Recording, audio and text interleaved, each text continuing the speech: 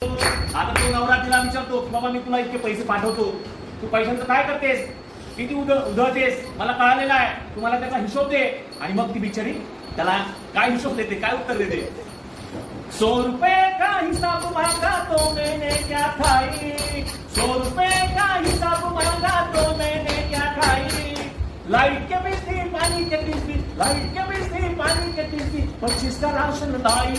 तो 25 का किया क्या, तू 25 रुपयाचं काय केलंस. मग ती म्हणते अरे 100 रुपए का हिसाब मांगा तो मैंने क्या खाई, लाइट के बिजली पानी के बिजली, 25 का राशन लाई.